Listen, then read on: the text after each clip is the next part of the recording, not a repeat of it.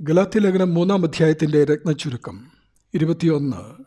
മാമോദീസായിലൂടെ നീതീകരിക്കപ്പെട്ടവർ ക്രിസ്തുവിൻ്റെ ക്രൂശുമരണത്തിലൂടെയാണ് നീതിമാന്മാരായത്, അല്ലാതെ അവരവരുടെയോ മാതാപിതാക്കളുടെയോ യോഗ്യതയാലല്ല.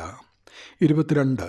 ആദ്യ മാതാപിതാക്കളോട് ഭക്ഷിക്കരുതെന്ന് പറഞ്ഞ മരത്തിൻ്റെ ഫലം ഭക്ഷിച്ചതുകൊണ്ട് ക്രിസ്തു മരത്തിന്മേൽ തൂങ്ങേണ്ടി വന്നു.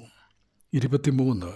ഒരു സുഹൃത്തിനെ പോലെ എല്ലാ ദിവസവും വെയിലാറുമ്പോൾ അവരെ സന്ദർശിച്ചു കൊണ്ടുവരുന്ന ദൈവത്തിൻ്റെ മഹത്വത്തിലേക്ക് പ്രവേശിച്ച് എപ്പോഴും അവനോടൊപ്പം വസിക്കേണ്ടവർ പാപം ചെയ്ത് മരിച്ച് അടക്കപ്പെട്ട തലയോടിയിടമെന്ന സ്ഥലത്ത് തന്നെ ക്രിസ്തുവും മനുഷ്യകുലത്തിൻ്റെ പാപപരിഹാരത്തിനായി ശാപമായി തീർന്ന് മരത്തിൽ തൂങ്ങി മാനവരാശിയെ രക്ഷിച്ചു. 24. ശവം മരത്തിന്മേൽ രാത്രി മുഴുവനും ഇരിക്കരുത് എന്ന പ്രവചനം നിവൃത്തിയാകുവാൻ നമ്മുടെ നാഥൻ വെള്ളിയാഴ്ച തന്നെ മരിച്ചു, അന്ന് തന്നെ അടക്കപ്പെട്ടു. 25. ന്യായപ്രമാണത്തിൻ്റെ ശാപത്തെ ക്രിസ്തു തൻ്റെ ക്രൂശുമരണത്തിലൂടെ നീക്കി.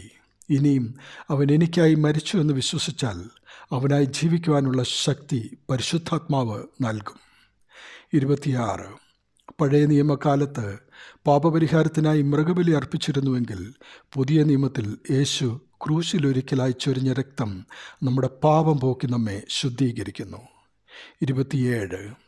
യേശുക്രിസ്തുവിലൂടെ തെരഞ്ഞെടുക്കപ്പെട്ട ജനമായി തീർന്ന ക്രിസ്തുവിൻ്റെ അനുയായികളായ യഹൂദർക്കും ഇനിയും പരിച്ഛേദന ആവശ്യമില്ല. 28.